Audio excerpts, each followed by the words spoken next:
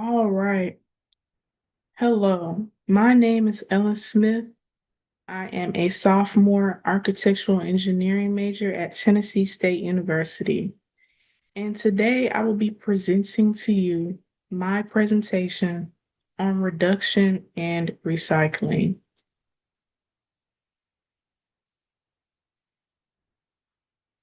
Trash is everywhere. Trash here, trash there, trash everywhere. Landfills overflowing with toxic chemicals seeping through the soil, and greenhouse gases that root into the atmosphere. That is, unless there is a better solution to combat these problems from happening. Luckily, there is reduction and recycling. The environmental effects of waste. To recycle means to obtain and process various materials that would often be tossed away and turn them into new products for new manufacturing. For example, knitting and sewing has become a popular hobby over the last few years. Knitting and sewing became popular after the pandemic due to people just having nothing to do in their free time, and this is what they wanted to occupy the space. Once the person is done creating their product, there are often scraps left over. A lot of people may throw away these leftover pieces and fabrics, but due to recycling, these leftovers can be used and collected to form a whole new piece of clothing exactly to your comfort. That is just one way people recycle old items and turn them into something new without having to discard them and build on top of an ongoing mountain of other pollutants. This example is very important to highlight because when the general public thinks of pollution and recycling, their mind always draws to plastic. But by highlighting this, it allows the person to think broader and bigger and better than plastic. Reduction and recycling, college edition.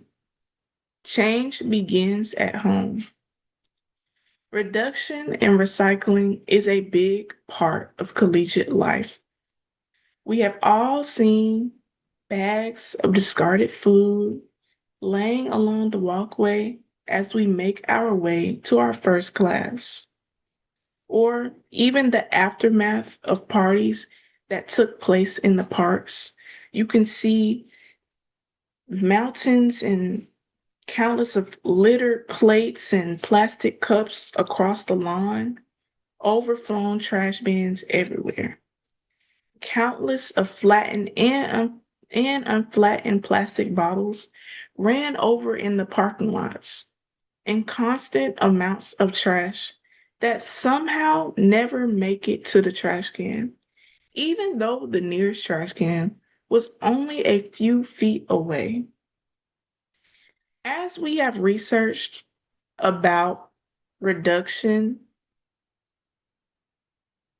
and recycling, we all decided that our main focus topics were going to be how reduction and recycling improves campus waste management infrastructure and encourages community and regional sustainability goals.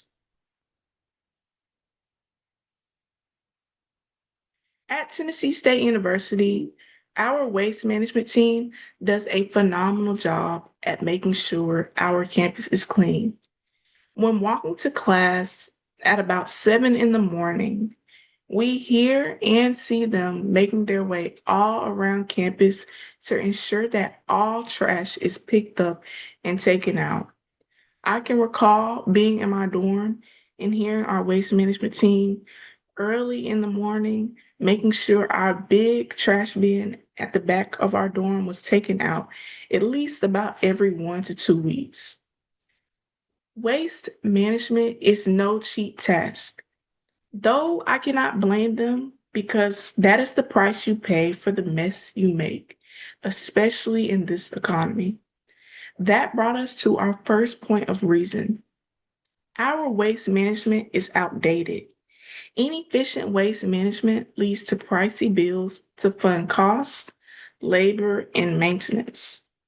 With the state owing Tennessee State University billions of dollars, this is a way that we can ensure that our school is maximizing our investments into waste management and recycling to ensure that our budget stays steady.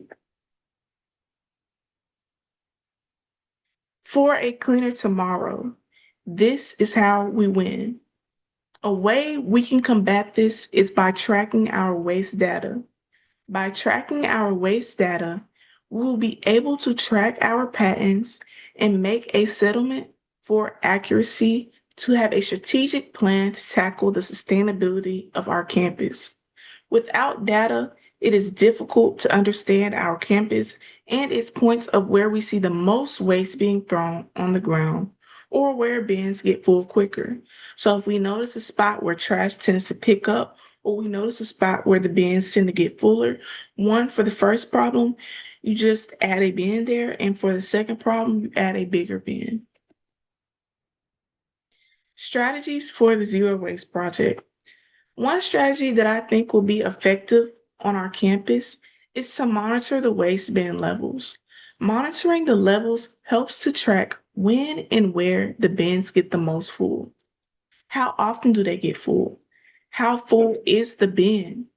These are all questions that need to be answered, but with this technology, we will be able to save money, time, labor, and cost, and certainly, last but not least, our environment.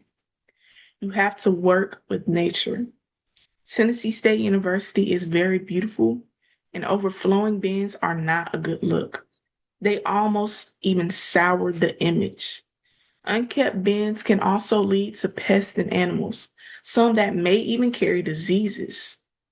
And with an active campus like ours, we cannot afford any injuries or sickness.